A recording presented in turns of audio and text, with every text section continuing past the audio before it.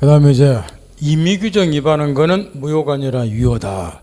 요걸 한번 살펴보자. 이제 강행규정 위반한 거는 무효다는 게 어떤 건가 대충 이해를 했으니까.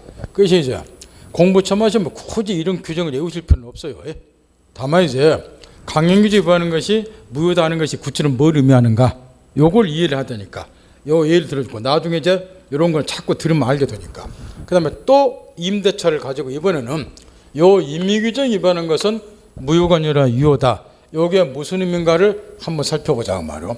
이번에도 이제 임대차가 아무래도 공부 처음 할 때 이해하기 쉬우니까 또 시험에서도 요게 가장 먼저 출제가 되니까 이왕이 이해 들어준 바야 시험에 잘 나온 걸로 한번 생각을 해보자는 거예요.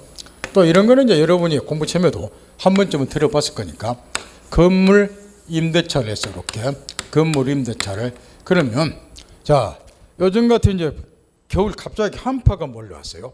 그 이제 보일러가 고장이 났어요. 보일러가 그 이게 이제 수리비가 한 150만 원 정도 들어요. 전면적으로 수리해야 될 것 같아요. 이렇게. 그래서 이제 집주인한테 이야기를 했는데 이 사람이 수리를 안 해줘요. 일단 우리 민법상으로는 이 목적물에 대한 수선 의무는 임대인이 부담하는 거예요. 그래서 수선 의무를 이제 임대인이 부담을 하는데 수리를 안 해주길래 내가 한파에 지금 어려 죽기는 싫으니까 150만 원을 들여서 내 돈으로 보일러를 수리를 딱 했어요. 그러면 수선 의무가 수리해주는 의무가 임대인에게 있기 때문에 임차인이 자기 비용 지출해서 수리를 하게 되면 당연히 상식으로 요 수리비는 임대도 돌려받아야 되겠죠. 해서 이제 우리 민법 요거는 이제 626조인데 이것도 자세히 나중에 배워요. 민법 626조에 이런 경우를 대비해서 임차인이 이런 수리비 등을 지출한 경우는 그 비용에 대해서 임대인에게 상환해달라고 청구할 수 있다. 청구할 권리가 있다. 일이 됐단 말이에요. 참고적으로 법조문은 보통 이렇게 되어 있어요.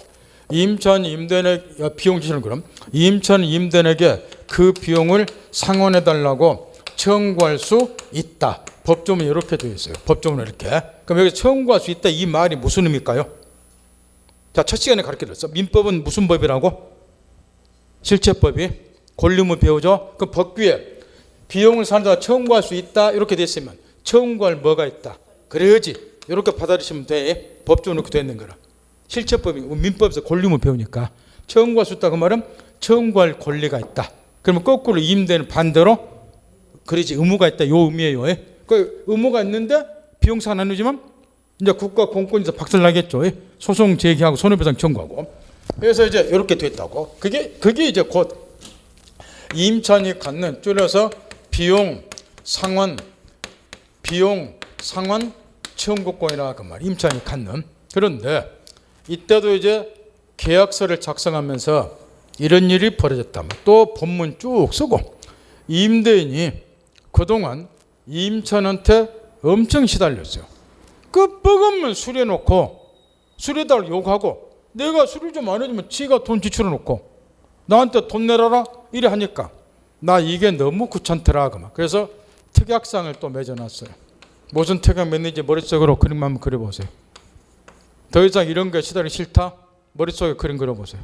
여러분 자꾸 그림 그립시다. 그러면 머릿속으로 또 대답하고 그러면 시간 걸리니까 머릿속으로 생각해 봅시다. 그럼 생각. 그렇게 하시면 돼. 생각은 그대로. 얘가 비용 상환 청구권을 뭐 한다는 임차인의 비용을 상환하지 않기로 한다. 이렇게. 그러니까 압축을 시키면 비용 상환 청구권을 뭐 한다는 포기한다는 특약을 딱 맺었다. 임차인이 비용 상환 청구권을 포기하는 특약을. 그럼 이 특약은 민법 626조 법규를 위반했죠. 자, 법규를 위반했는데 그럼에도 불구하고 비용 상환 청구를 포기하는 특약이 유효냐 무효냐 이걸 판단해야 되는데 유효이면 150만 원 상환 못 받아요. 이게 무효이면은 이게 아무 의미가 없어. 그러니까 법규대로 150만 원 상환도 청구하는 것이고 그러면 결과적으로 민법 626조 비용 상환 청구권에 관한 규정은 강행 규정이냐 임의 규정이냐 이것도 여기에 달려있어. 돈 150만 원 운명이 여기에 달려있다고 말이야. 그러면 민법 626조가 강행 규정이냐 임의 규정이냐 법규에 명시가 안 돼 있어. 그럼 이것도 마찬가지로 이 법규를 두게 된 목적, 취지, 성질 등을 참작을 해서 개별적으로 판단을 해야 되는데 학자들 사이에서는 견해들이 있지만 견해들이 있으면 판례가 시험에 나와요. 우리 판례는 이 규정이 강행 규정이 아니라 임의 규정이라고 본다 그 말. 일부 학자들 중에는 아무래도 임대차고는 경제적 약자가 임차인이고 이 사람을 보호를 해주려면은 이런 규정을 좀 지켜야 되지 않냐. 실무상으로 이런 게 비일비재하게 분쟁이 생기는데 그래 강행 규정을 보자. 극히 일부 학자들은 이런 학자들도 있어요. 근데 그 견해가 잘못된 건 아니라 그 말. 여러분 생각에도 그렇게 생각이 들잖아요. 이렇게 사회과학이라고 하는 것은 견해들이 있는 거야. 모든 사람이다. 이거는 강규지다. 그러면 공산당 사회가 나빠라. 그러니까 여러분이 무슨 사고할 때도 자유롭게 하라고 말이야. 그럼 여러분이 생각한 거 다 맞아. 여러분이 생각한 것도. 다만 이제 그 생각이 다수자로부터 지지를 받냐 못 받냐 그 차이는 있겠지만. 그러니까 자꾸 여러분이 머릿속에 생각해 보라는 거예요. 요거는 이제 견해들은 있지만 판례는 임의규정으로 본다. 왜 그러냐 하면 아까 지상물 조건하고 생각을 해봤어요. 성서에서 건물 철거하게 되면 사회경제로 커다란 손실이 온다. 그거 철거하지 말자. 이건 사회공익적인 이유가 있어. 그걸 강행주로 보지만 비용상한 문제는 그런 사회공익적인 문제하고는 상관이 없고 지네들 두 사이에 단순한 문제지 않냐 이런 이야기죠. 그러니까 이거는 임의규정으로 보자. 판례입장에 그러면 답 나왔다 그 말은. 요 특약은 무효가 아니라 유효가 되겠죠. 그럼 이 특약에 따라서 이 임차인은 비용 상환 청구 모담 이 말 알아듣겠나요? 시험은 지금부터 이제 시험과 관련해서 아까 민법 여기 강행규정 예로서 이제 민법 643조 지상비적 예를 들어줬고 임의규정은 620뭐 제일 시험이 많은 것들 요 예를 들어준대. 이런 시험 문제는 안 나와요. 지상비적 규정 강행규정이다. 비용상 조건 나오지 임의규정이다. 요 따위로 시험은 안 낸다고. 그래서 어쨌다고 요걸 시험했네. 이런 식으로. 따라서 지상물 매도 조건을 피해자로는 특약은 뭐이다? 강요주 위반이니까 무효다. 이런 식으로. 비용상의 조건을 포기한다는 취지 특약은 뭐이다? 임의규정이 몇으니까 유효다. 이런 식으로 시험을 낸다 그 말이야. 아셨나요? 그래야 실무 가서 또 계약서 쓸 때 써먹게 되는 거고. 여기까지. 그 다음에 마지막으로 한 번만 연습해 보면 프린트물 10페이지를 펴보세요. 프린트물 10페이지를. 내가 아까 일부러 설명 안 하고 지금 넘어왔는데 프린트물 10페이지를 이제 제한 능력자 공부를 했으니까 10페이지 제일 아래쪽에 가로 3번을 보세요. 찾았나요? 가로쳐 있는 가번 보세요. 거기에 행위 능력 거꾸로 치면 제한 능력. 행위 능력에 관한 규정은 뭐라고 되어 있어요? 강행규정이다. 왜 그러냐 그러면 행위 능력 뒤집어서 제한 능력에 관한 것은 민법의 기본 질서에 관한 규정들이에요. 사업을 처리하는 능력이 뒤떨어지고 정력이 뒤떨어진 자는 보호해 줘야 된다. 민법의 기본 질서에 관한 규정이 있기 때문에 이런 규정은 꼭 지켜야 돼요. 그래서 강행규정이다 이런 이야기야. 그래서 어쨌다고 하는 것이 뒤에 설명이 되는 거야. 그러면 아까 가르친 것처럼 제한 능력자가 단독으로 법률행위 하면 제한 능력으로 취소하죠. 그죠? 그래서 상대방이 법을 좀 알아.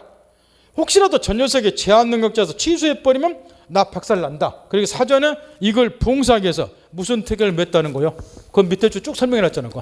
제한 능력자가 단독으로 법률행위하면서 스스로 제한 능력을 이유로 뭐하지 않기로 취소하지 않기로 약정 맺었다. 그러면 민법 규정 위반했죠. 요거는 강행규정 위반했으니까 뭐이다? 무효. 따라서 여전히 제한 능력자는 뭐 할 수 있다? 취소할 수 있다. 이제 감 잡았나요? 왜 강행규정으로 본지도 알겠죠? 이거는 민법의 기본 질서에 관한 규정이에요. 행위 능력 뒤집어서 제한 능력에 관한 규정은 그만큼 중요한 거라면 아까 우리가 1시간 반에 걸쳐서 배운 거예요. 이제 알아들었을 것이고 그 다음에 이제 마지막으로 해야 될 게 있어요. 일단 책으로 돌아가서 기본서에서 의 지나서 뒷페이지 넘기면 가로 2번에 강행규정 임의규정이 설명이 되어 있죠. 거기에 아까 가르친 개념이 쓰여 있어. 근데 거기에 예가 별로 없어 지금. 그러니까 강행규정은 643조 가지고 이해를 하면 되고 임의규정은 몇 조 가지고 626조에 지상물 회초권 643조 626조 비용상환 청구권 요거 가지고 이 의미 파악을 했더라면 시험도 그렇게 내니까 거기까지 하시면 돼요. 근데 그 밑에 효력규정 단속규정 지금 전혀 신경 쓸 필요 없어. 지금은 강행규정 임의규정 여러분이 완벽하게 갖고 놀 수 있는 실력을 갖고 와야 돼. 효력적 단속규정 다음에 배우면 저절로 알게 되니까. 그 다음에 이제 마지막으로 여러분한테 내가 한 가지 좀 생각해 보도록 부탁할 게 있는데 지금 자 보세요. 그냥 대충 이 말이 이제 무슨 말인지 감을 잡았단 말이에요. 강행규제 위반한 것은 무효고 임의규제 위반한 것은 유효다. 무슨 말인지 감 잡았어요. 그럼 이제 마지막 여러분들 의문을 가져야 될 게 하나 있어. 그게 뭐냐 그러면 강행규정은 설령무사 사실상 관계가 있으니까 계약처는 당사 꼭 지켜야 된다. 그러니까 이런 법전에 이런 조문을 넣어놓을 필요가 당연히 있겠죠. 그런데 임의규정 생각해 보세요. 지킬 필요가 없죠. 626조 비용상환 청구할 수 있다 규정이 있어. 근데 반대 특약을 맺었다. 이 특약이 유효라고. 그럼 이 규정은 안 지켜도 된다는 소리지 않을게. 그러면 이제 마지막으로 여러분 의문 가져야 된다. 법공무원 사람은 626조 비용상환 청구 같은 임의 규정은 법률이라는 당사자, 이런 계약처는 당사자 이런 거는 굳이 안 지켜도 된다는 소린데, 그러면 법은 지키라고 있는 거지. 지킬 필요 없는 법조문을 법전에 뭐라고 넣어놨을까요? 그런 의문을 당연히 가져야 돼. 법공무원 사람들이. 이 임의 규정 공부하면서. 요거는 당연히 있어야죠. 지켜야 되니까. 설령과 부소가 관련 있기 때문에 반드시 이거는 법전 넣어놔야 돼. 지키도록. 이거 안 지켜도 된다는 거야. 그러면 민법전에 들어있는 법조문 숫자만 놓고 1118개인데 아니 굳이 계약자 당사자가 이런 거면 지킬 필요도 없잖아요. 이렇게. 법에는 비용상환 청구 숫자 해놓는데 청구하지 않기로 하자 해버리면 이거 안 지키는 셈이 되잖아. 그거 상관없잖아. 유효니까. 상환 청구 못하는 거고. 뭐 하려고 임의규정을 두고 있냐. 지킬 필요도 없는 거를. 요거 좀 빼버리면 법조문 숫자 확 줄어들 건데. 그 의문을 당연히 가져야 된다는 말이야. 그죠? 여기까지는 알아듣겠죠. 지킬 필요 없는 걸 뭐하러 뒀냐고 말이야. 필요 없잖아. 네? 그걸 깨우치라고 말이야. 그 법공부 기초예요. 왜 그럴 것 같아요? 지금부터 이제 연구를 한번 해본다면 다 칠판 보세요. 이 사례를 그대로 놔두고, 자, 보일러 수리비 150만 원 딱 들었어요. 그러면 이 사람들이 이제 계약을 체결할 때 만약에 보일러 수리비 지출하면 얘가 상환 청구할 수 있다 등등을 이 사람들 알고 있으면 미리 이런 특약을 맺었을 거라고 말이야. 그죠? 근데 이 사람들이 법을 전혀 모르는 사람이야. 그러면 계약서 체결할 때 이런 특약을 안 맺는 경우가 훨 많을 거라고 말이야. 일반 백성들은 이런 걸 모르니까. 약간 어땠나요? 그래서 이 사람이 수리비 150만 원 지출할 때 이걸 얘한테 상환 청구할 수 있냐 없냐 전혀 특약을 맺어놓은 것이 없어요. 바꿔 말하면 의사표시 한 적이 없어. 그런데 보일러 고장이 나서 한패 의뢰기 싫으니까 150만 원 지출을 했어. 그러면 임차는 당연히 뭘 요구해요? 내 돈 들어갔으니까 150만 원 산다 청구하겠죠? 얘는 내가 150만 원 무슨 네가 비용 줄 때 그 비용 내가 상환해 준다 이런 약속 한 적이 없으니까 나는 못 돌려준다. 백발백중 분쟁이 생기게 돼 있어요. 얘가 아무 의사표시 안 해놨으니까. 비용 상환 청구할 수 있다? 해버리면 상환 청구하고 상환 청구 뭐 한다? 그러면 상환 청구 못 할 건데 이런 의사표시 안 해놨잖아. 아무 말도 안 했잖아. 백성들이 이런 걸 잘 모르니까. 근데 분쟁은 생겨 현실적으로. 그럼 어디로 오느냐? 중개업소로 뛰어와 이 사람들은. 중개업소로 온다고. 이거 해결 좀 해. 이거 어떤 게 맞아요? 아니 150 지출했으니까 내가 돌려받는 게 맞는 거 아니야? 그럼 임대는 거꾸로 이야기야. 내가 준다고 약속한 적 없는데 지 마음대로 지출하고 왜 내가 줘야 돼요? 이렇게 된다고. 이걸 중개업자가 해결해 줘야 돼. 한번 해보세요. 아무 의사표시를 안 했어. 이거 중개업자가 해야 돼. 보통 이런 경우가 대부분이야. 왜? 법을 모르니까 뭐 특약상을 써놓을 줄 몰라 우리나라 사람들은. 중개업자도 마찬가지로 실력이 부족하니까. 근데 이런 분쟁은 끊임없이 생겨. 이것뿐만 아니라 다른 경우도. 그때 이제 어떻게 해결할 것인가 그게 실무에서 아주 중요하다고. 시험을 떠나서 이런 식으로 해결한다고. 이 경우는 임차인이 비용을 지출한 경우에 비용 상환 청구할 수 있는가 이 여부와 관련해서 당사자 의사표시가 없지요. 비용 상환 청구한다든가 청구하지 않는다든가 이런 의사표시가 없지요. 또 다른 말로 말하면 의사표시가 불분명, 불명료하죠. 비용 상환 청구할 수 있냐 여부에 관해서 명확히 계약서에 표시를 안 해놨으니까 의사표시를 안 해놨으니까 의사표시가 없거나 의사표시가 불분명, 불명료하다 그 말로 이런 경우는 이렇게 해석을 하는 거예요. 비록 비용 상환 청구와 관련해서 당사자 의사는 불분명, 불명료하나 우리 민법 민법 626조에 의하면은 임차는 임대인에 대해서 그 비용을 상환해달라고 청구할 수 있다. 민법 규정에. 그러니 이 경우도 민법 626조에 따라서 임차는 임대인에게 150만 원 상환해달라고 청구할 수 있는 것이다. 이렇게 해결한다 그 말이요. 이게 무슨 말일까요? 626조가 임의 규정이죠. 그럼 이를 임의 규정은 사실 지킬 필요는 없지만 왜 법전에 넣어놓고 있는가? 그 기능을 지금 내가 가르쳐주고 있단 말이야. 어떨 때 이게 필요하다는 거예요?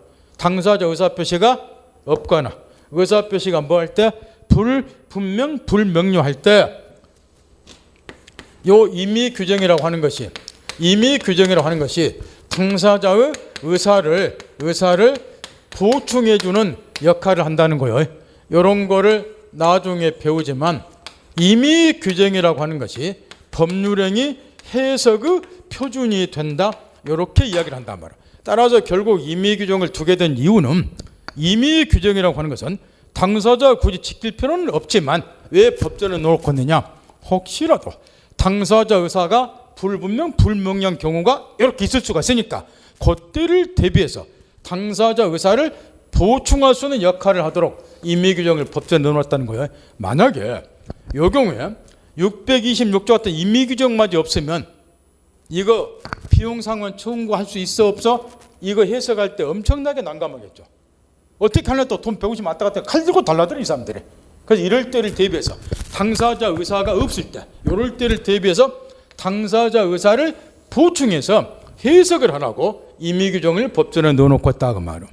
따라서 정리총론 임의 규정은 설령하면서 사실상 관계없기 때문에 법률은 당사자가 굳이 지킬 필요는 없으나 당사자의 의사표시가 없거나 의사표시가 불분명 불명료한 경우에 당사자 의사를 보충해서 법률행 해석의 표준으로 사용하도록 하기 위해서 임의 규정을 두고 있다. 따라서 이처럼 비용 계약서 쓸 때 비용상환 청구에 관해서 단 한마디도 계약서에 언급 안 할 때 의사표시가 없을 때 또는 불분명할 때 요 임의 규정을 여기에 보충조로 적용시켜서 해결을 하면 된다. 그래서 법규에 이렇게 돼 있으니까 이 경우도 비용상환 청구다. 이런 식으로 해결하시면 돼요. 중개업 하실 때. 그 다음에 또 하나 마지막으로 근데 그래서 형법 규정 같으면 여러분 잘 아는 백성들이 다 지켜야 되겠죠. 형법 규정 같으면 사람을 살인하지 말라 지켜야 돼. 절도하지 말라 지켜야 돼. 살인하고 절도하면 박살이나 형벌을 과하게 되니까. 근데 민법에는 임의 규정이 있죠. 지킬 필요가 없는 규정을 두고 있잖아. 그게 어떤 역할을 하는가는 이런 역할을 한다는 게 가르쳐줬고. 근데 임의 규정이 민법에 들어있는 이유가 뭐일 것 같아요? 민법에 들어있는 이유가 저기 봐보세요. 여기. 아니 저기 아무것도 없는 글자 보라고. 제일 앞에 네모친데 두 번째 네모 뭐 있어요? 그거하고 관련이 있어. 임의 규정을 두게 된 이유가. 그죠? 사적 자존이 뭐예요? 사람은 스스로 의사를 결정할 수 있고 결정한 의사에 따라 스스로 법률 행사할 수 있죠. 그러니까 가급적이면 사람은 존엄한 존재니까 그 당사자의 뭐를 우선해 줘라?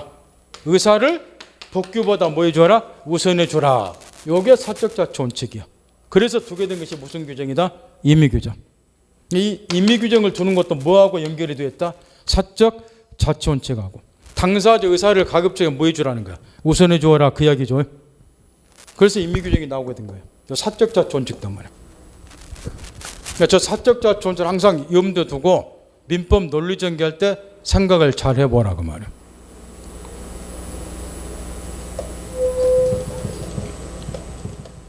어머니 감 잡았나요? 가급적 당사자 의사를 더 우선해 주자 그 말이 법규보다. 그 법규가 무슨 법규요? 임의 규정. 그러나 이제 강행 규정은 어찌해야 돼요? 설령무서 관계도 있으니까 그는 꼭 지켜야 되는 거이고. 집에 가서 이거 연구 잘하세요. 임의 규정을 왜 두고 있을까? 민법에는 형법 같은 거는 이런 게 있을 수가 없잖아요. 사적 자치 원칙 때문에. 그 임의 규정이 어떠한 역할을 한다 법에서? 이런 역할을 해. 당사자 의사가 의사표시 없거나 불분명 불명료할 때는 당사자 의사를 보충하는 역할을 한다. 그게 이런 내용이다. 실무에서 이런 걸 써먹여야 된다. 그 이야기예요. 내가 제일 광주로 싫어하는 소리 중 하나가 뭐냐 그러면 공부 2년 3년 하면서 재수 삼수생이라고 그러죠. 와가지고 처음 공부하는 순진한 수강생들 꼬드기는 사람들. 어떻게 꼬드기느냐. 민법 시간에 배우는 거는 시험용으로 배우는 것이죠. 실무하고 아무 상관없어요. 이런 사람들. 실무에서 써먹자고 민법 공부하는 거예요. 그러니까 그런 사람들 왜 실무에 가서 한 개도 못 써먹냐. 외웠으니까. 앞머리도 뒷머리도 외웠으니까. 외우니까 못 써먹는 거야. 단 한 개도. 지금 오늘 이런 거 가르치고 다 실무에 필요한 거야. 계약 쓸 때 필요하고. 써먹자고 배우는 거예요. 그러니까 본인이 이해 못하니까 못 써먹는다는 소리 안 하고 옆에 처음 공부하는 순진한 수강생들 꼬시면서 그래서 앞머리다 뒷머리다 외우면 편해요. 이렇게 꼬드기는 수험생들이 있단 말. 그런 말 절대 듣지 마시라고. 실무 가서 써먹자고 배우는 거에 비싼 올사금 내고 시험용으로 배우면 바로 하고 나서 공부해요. 책 사가지고 다 요즘 사람 똑똑하니까 외울 거 외워버리고 그냥 시험용 가면 되지. 따라서 이제 강행규정, 임의규정은 이 정도로 하면 어려운 게 여러분이 감 잡았을 거야. 따라서 앞으로 민법 교재 읽을 때요 제일 많이 등장하는 강행규정, 임의규정 이 소리예요. 그러면 시험에서 또 실무에서 중요한 법조문들은 아까 643조, 626조는 시험에서 실무에서 중요하기 때문에 643조 설명할 때는 강행규정이다. 620조 임의규정에 이게 설명이 되어 있어요. 그러나 모든 조문에 대해서 책에 강행규정, 임의규정은 설명이 안 됐네요. 필요 없는 거는 굳이 할 필요 없잖아요. 따라서 민법 책에 쓰여있는 강행규정, 임의규정 어떤 법조문에 이렇게 설명이 됐으면 이거는 시험에서 아주 중요하다 이렇게 받아들이시라고. 그런 다음에 책에 요 규정은 강행규정이다, 요거는 임의규정이다 이렇게 나오면 이런 식으로 시험은 안 나오니까 여러분이 그 다음 거를 생각해서 문제 푸셔야 된다는 거예요. 그래서 어쨌다고 그거를 그건 할 수 있겠죠. 앞으로 이제 이런 게 나오면 제가 한 두세 번은 더 연습을 할 거예요. 두세 번은. 그러면 여러분이 어느 정도 이제 숙달이 될 거라고. 그 다음부터는 더 이상 이런 건 내가 안 가르쳐줘. 그럼 알아서들 공부하셔야 된다고. 앞으로 두세 번도 이런 게 나오면 연습은 할 거라고. 요건 강행규정이니까 요런 특약 맺으면 무효다 그런 이야기죠. 이렇게 이제 몇 번 연습하겠지만. 그 다음. 지금 우리는 이제 여기 나가고 있네요. 목적을 하는데 마지막 효력요건. 자, 적법이 하던데 여기까지 끝냈고. 그 다음에 사회적 타당성이 있을 것. 따라서 사회적 타당성이 없으면 효력요건 못 갖췄으니까 뭐이다? 무효다. 요 얘기인데 이거는 먼저 법조문 하나를 음미를 좀 해봐야 돼요. 거기 제일 밑에 보면 103조 조문이 나와 있어요. 그 눈으로 한번 읽어보세요. 그 103조 조문, 그 조문 숫자도 외워야 돼. 그만큼 중요한 것이 17페이지 제일 밑에 그 103조라고. 선량한 풍속 기타 사실수 위반해서 할 대원한 법률은 무효다. 요게 줄여서 이제 사회질서에 반하는 법률은 무효다. 요 조문이고 요게 곧 요걸 나타낸 조문이에요. 요게. 법률행위 목적이나 내용이 사회적 타당성이 없으면 효력요건 못 갖춰지니까 무효다. 요게 이제 거기 103조 요 조문이라 그 말이요. 요 103조란 말은 조문 숫자까지 머릿속에 외워야 될 만큼 중요한 조문인데 굳이 지금부터 외우실 필요는 없고 나중에 저절로 다 머릿속에 들어오니까. 그러면 이 103조를 가만히 지금 우리가 눈으로 읽어봤단 말이에요. 한 가지 특징을 우리가 알 수 있는데 거기에 뭐냐 그러면 법조문이 이렇게 되어 있어요. 선량한 풍속 기타 사회질서에 반하는 법률은 무효다 이렇게. 도대체 선량한 풍속이 뭔데 법조문에 전혀 언급이 안 되어 있어요. 사회질서가 뭐냐고 언급이 안 되어 있어요. 선량한 풍속에 반한 법률은 뭐야? 전혀 한 구절도 언급이 안 되어 있어. 무슨 이야기 하려고 하냐면 103조 이 조문 자체가 소련말로 되어 있단 말이야. 소련말로. 이쁜 말로 포장하면 법규가 추상적으로 규정이 되어 있단 말이야. 추상적으로 규정이 되어 있고 법규 내용이 구체화되어 있지 아니하다 그 말이야. 이런 조문을 법률 용어로 일반 조항 이렇게 이야기를 한다 말. 일반 조항이라고. 추상적으로 규정이 되어 있고 법규 내용이 구체화되어 있지 않은 조항 103조 같은 이런 조문을 일반 조항 그래요. 그러면 우리 민법은 사회적 타당성이 없으면 무효다와 관련해서 왜 103조 같은 일반 조항을 두고 있는가? 그 이유를 여기서 깨우쳐야 된다 그 말이에요. 그래서 일반 조항이란 말이 아주 중요해요. 법에서는. 방금 이걸 배웠어요. 방금 강행규정을 위반한 법률행위는 무효다 이렇게 공부를 했죠. 근데 강행규정 아까 뭐라고 우리가 개념 정했어요? 선량한 풍속 사실상 관계가 있는 규정으로 개념 정했죠. 이 강행 규정 자체가 선량한 풍속 사실상 관계가 있는 거예요. 뜻풀이 그대로 해보세요. 선량한 풍속 사실상에 반하는 법률이 무효다. 똑같잖아요. 이렇게. 강행 규정 위반하는 것은 무효다 하는 거는 이거나. 근데 왜 지금 103조에다가 이런 일반 조항을 두고 있냐면 강행 규정 자체가 선량한 풍속 사실상 관계가 있는 규정인데 그 이유를 깨우치라고 말해요. 그 이유는 이런 이유 때문에 그래요. 저번 첫 번째 시간에 가급적 여러분 이해를 돕기 위해서 쉬운 예를 몇 개 들어줬는데 이런 것들 그때 이 갑이 본처가 있다고 말이에요. 본처가 있는 안데 돈을 벌다 보니까 어린 여자를 꼬드겼다. 아파트냐 살 테니까 내 세컨드가 되라. 이런 걸 이제 민법에서는 첩계약을 한다 그랬죠. 이렇게. 그러면 이 경우에 초등학생도 알아요. 본처가 있는 우리 아버지가 우리 엄마 말고 젊은 뭐 작은 엄마 하나 드린다. 이런 거는 해서는 안 된다. 누구나 아는 사회 상식이라고 말이야. 그런데 법 조문에다가 그러나도 민법은 이제 방대한데 법 조문에다 해서 105조 본처가 있는 남자들은 첩을 둬서는 안 된다. 이런 규정을 강행 규정으로 뒀다 쳐보자. 이런 거 꼭 지켜야 되니까 강행 규정으로 뒀다 치자고 말할게. 누구나 다 아는 보편적인 상식인데. 그다음 우리가 사형심을 조정하니까 도박해서는 안 된다. 누구나 알아요. 형법에서도 도박죄로 처벌하고. 그래서 또 106조에다가 도박 계약을 체결하고 도박판에서 돈을 빌리고 못 갚으면 아파트를 변제하겠다. 이런 도박 계약을 체결해서는 안 된다. 누구나 다 아는 상식인데 이런 규정을 또 든다고 생각을 해보세요. 법조문 숫자만 기하급수로 늘어나겠죠. 따라서 무슨 이야기 하려고 하냐 그러면은 법률행위 내용을 직접적으로 규제할 강행법규를 남김없이 법전에 넣어놓는다. 이런 것까지 다 강행법규로 법전에 넣어놓는다는 것은 원천적으로 유식한 표현을 빌리면 입법 기술상 불가능하다 그 말이야. 이런 것까지 다 강행법규로 넣으면 법조문 숫자가 엄청나게 불어버려. 그러면은 차라리 중요한 법률행 내용을 직접 규제할 중요한 강행법규는 법전에 넣어놓고 그 이외의 경우 일반 국민들이 보편적 상식으로 알 수 있는 첩계약, 도박계약 이런 것들은 별도로 강행법규로 법전에 넣어놓을 필요 없이 함께 뭉뚱그려서 퉁쳐갖고 몇 조로 규제를 해버리자 103조로 그렇죠. 그 이야기야. 그래서 이런 일반 조항을 두고 있단 말이야. 따라서 첩계약은 분명히 무효예요. 근데 이거는 강행법규 위반이기 때문에 무효란 소리가 아니고 첩계약 쳐서 안 된다 이런 강행법규는 없어 민법에. 근데 이거는 몇 조로 규율해버려? 일반 조항인 103조로 규율해버리자 그 말할게. 요 첩계약도 103조로 또 이런 것들 나중에 보여주면 이 갑이 자기 아파트를 을하고 매매를 했어요. 1억 원에. 근데 병이란 놈이 1억 5천 주가 꼬득이니까 얘하고 이 아파트 이중 매매했다? 싸가지가 없죠. 그러면 요 갑이 매수인으로부터 중도금까지 받았다. 그러면 계약 해지를 못해요. 그럼 자기도 소유권 넘겨줄 준비를 해야 되는데 비록 놈이 다른 나라가 돈 돌고 이중 매매했다. 싸가지가 없잖아요. 이런 계약 체결하면 안 된다고. 근데 이런 것도 다 법전에 넣을 필요가 없다는 거야. 이런 것도 103조로 일괄해서 규제해버리자고 말이야. 그래서 법률행위 목적을 직접적으로 규제할 강행법규가 없더라도 모든 강행법규를 법전에 빠짐없이 넣는 것은 입법규정 불가능하니까 강행법규 없더라도 선량한 봉소나 사일세 위반하면 몇 조에서 퉁쳐버리자.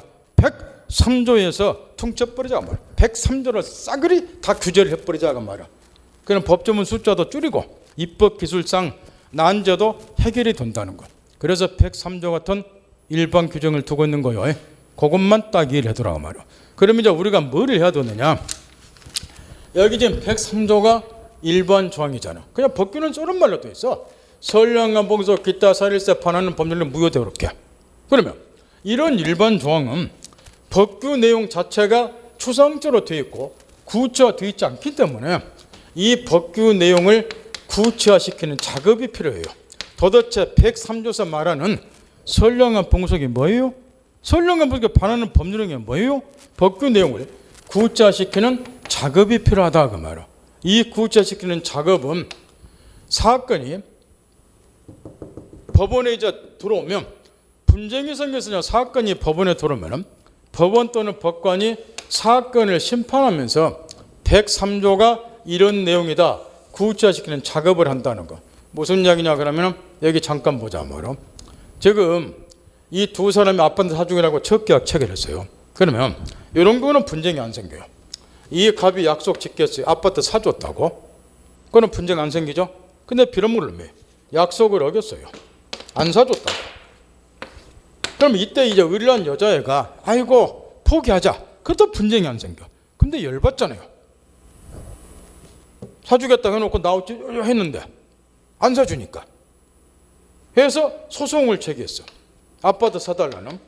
그럼 이제 법원에 이제 사건으로 들어오죠. 그럼 이 사건을 이제 법원 또는 법관이 심판하면서 다음과 같이 할 거라고 말이요. 감남과 을려 사이의 계약은 소위 말하는 첩계약으로서 일부 일처제라고 하는 선량한 풍속에 반하는 계약이다. 그러니 민법 103조에 의해서 반사질성으로서 무효가 된다. 따라서 갑은 아파트 사줄 의무가 없다. 애한테 패소 판결을 내려요. 방금 이렇게 했죠 법관이. 103조는 뭐가 선량한 풍속에 전혀 규정이 안 됐죠. 근데 이거 보면서 뭐라고 했어요? 소위 말하는 첩계약은 일부 일처제라고 하는 선량한 풍속에 반하도록 했잖아요. 법관이 선량한 풍속이 일부 일처제다. 이렇게 구체적으로 말해줬잖아요. 그 다음에 103조는 어떤 계약이 선량한 풍속에 반하는 계약인지 전혀 언급이 안 됐는데 따라서 이런 첩계약 같은 것이 선량한 풍속에 반하는 계약이다. 법관이 이렇게 설명해 줬잖아요. 이처럼 103조와 같은 일반 조항은 사건을 심판하면서 법원 또는 법관이 그 법규 내용을 구체화시키는 작업을 한다면 따라서 왜 이야기를 해주냐. 결론 103조와 관련해서는 판례가 법원 또는 법관의 이런 내용이 중요하니까 판례가 집중적으로 시험에 나오고 종래 우리 법원에서 어떤 사안들을 선량한 풍속에 반하는 법률을 받고 어떤 사안들을 그 반대로 받는가. 이게 한 년마다 한 개씩 나와요. 근데 우리 교재를 보면 18페이지에 봐보세요. 103조 의의. 아까 해준 소리가 이제 103조 의의에 쓰였으니까 그걸 쭉 읽어보고 그런 다음에 이제 뒷페이지 넘기면 사일스 위반은 모습 해가지고 뒤에 넘겨보세요. 사일스 위반을 유형해가지고 엄청나게 써놨어. 쭉 넘기면 예를 들어 24페이지 보세요. 머리통 깨져버려. 판례 중에 1, 2, 3, 4, 5, 6, 7, 8, 9, 19 해놓고 또 반설시 해당이 안 되는 1, 2, 3, 4, 9는 또 20번까지 나갔네. 20거라고. 이거 공부 못해요 이래갖고는. 머리통 깨진다고. 그게 다 시험에 나오는 거 아니야. 따라서 나중에 이제 본격적 이중매매는 또 25페이지에 나와 있죠. 아까 잠깐 맛보기로 이중매매 한 거. 이중매매는 중요하니까 그 뒷페이지가 또 잔뜩 쓰여있잖아요. 이처럼 이제 국내 우리 법원에서 어떤 사안들을 반사의 질서로 받고 어떤 것들을 그 반대로 받는가 이런 것들이 체계적으로 한 7, 8페이지 열거되어 있어요. 막 1, 2, 3, 4, 5, 6, 7, 8 해놓고 한 문제 풀기 이걸 다 외우면 머리통 깨져버려. 공부 포기하셔야 돼. 따라서 다음에 배울 때 일단 여기까지만 이런 내용들이다 염두에 두고 다음에 볼 때 이걸 추려서 한 10개 정도만 공부하면 돼요. 중요 판례를. 그러면 문제 푸는 지장이 없으니까 한 10개 정도 중요 판례를 집중적으로 가르쳐 드릴 거란 말이에요. 지금 똥싸될 게 막 1, 2, 3, 4 이렇게 늘어져 있는데 다 공부 안 해도 되니까. 따라서 103조는 이런 의미고 요게 이제 사익탕수 없으면 무효다 요걸 의미한다 이렇게 받아들이란 말이에요. 이런 것도 마찬가지야. 요게 지금 이런 게 말하니까 아까 추억계약은 제일 쉬운 거고 도박계약 아까 잠깐 말했는데 이런 이야기들 우리가 법 공부 안 했어도 여러분이 저 남자분들이 이제 한 번쯤 들어봤겠지만 도박판에서 빌린 돈은 안 갚아도 된다 이런 이야기를 많이 한다고. 근데 그 말은 법적으로 맞아요.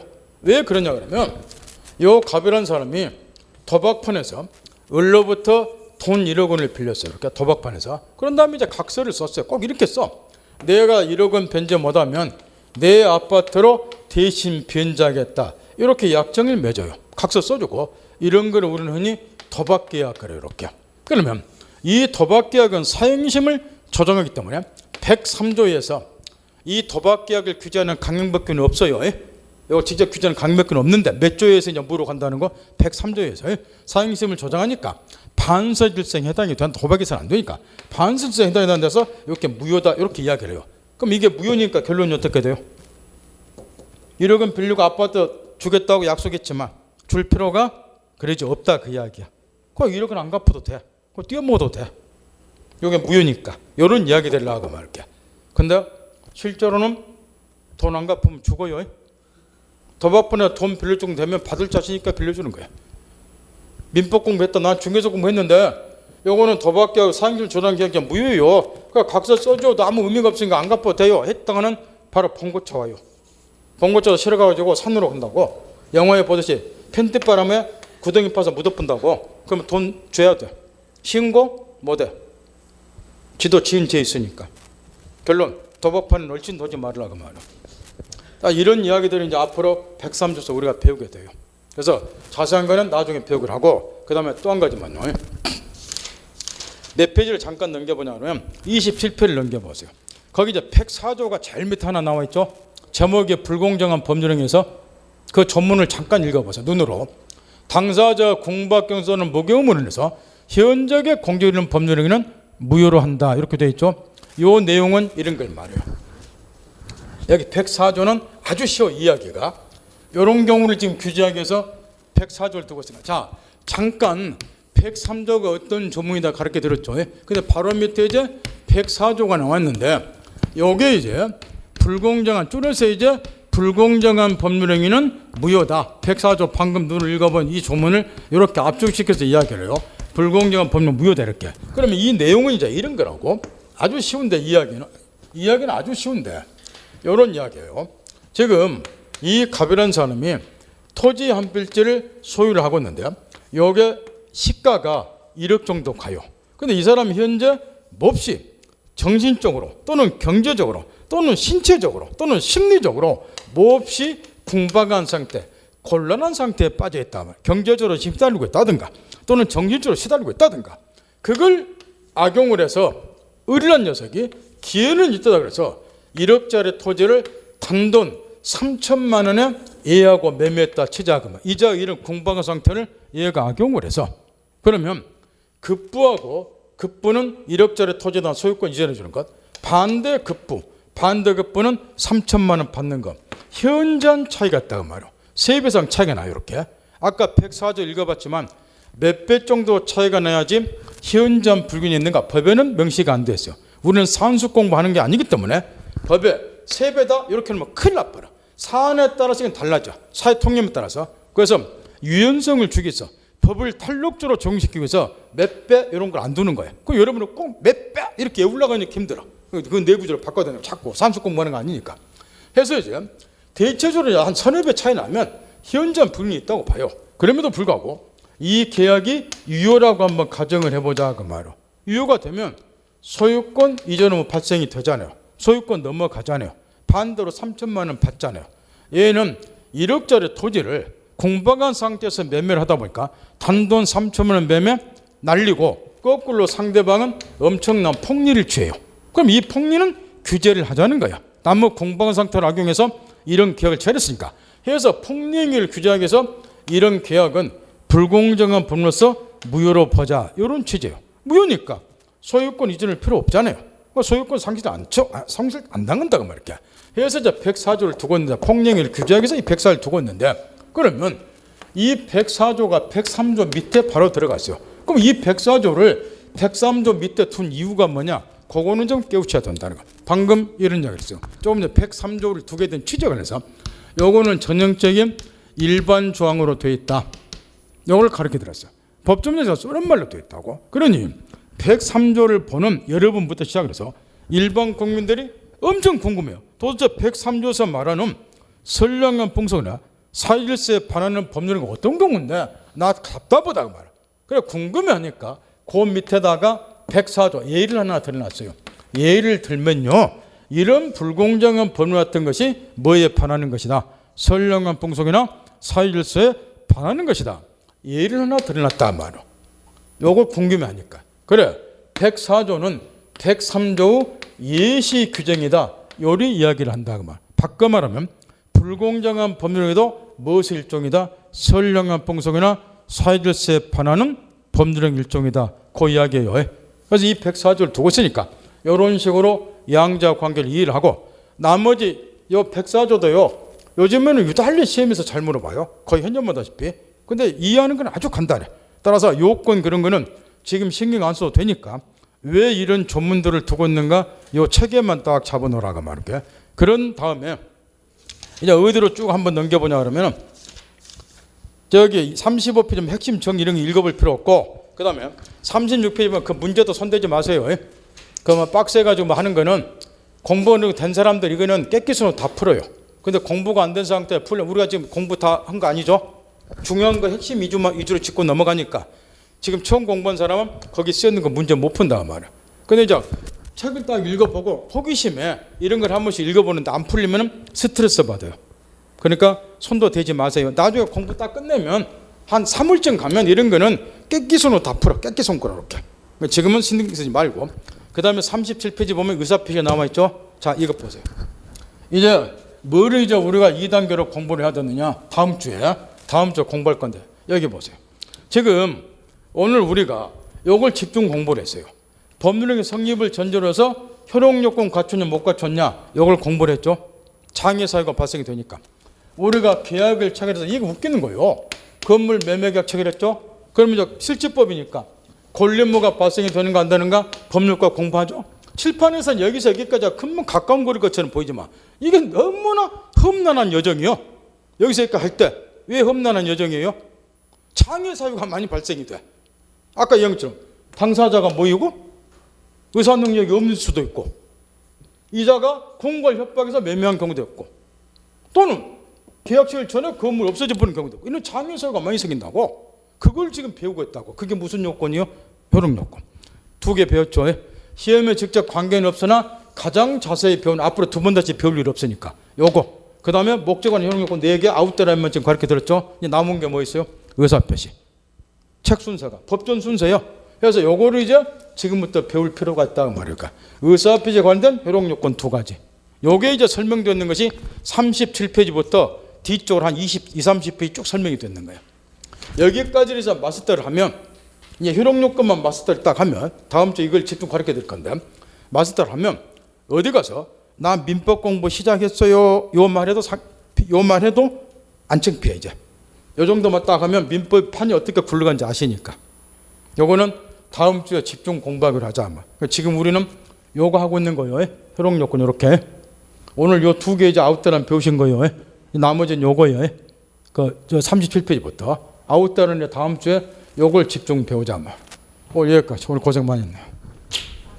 복습은 웬만하면 좀 하셔야 돼. 복습은요.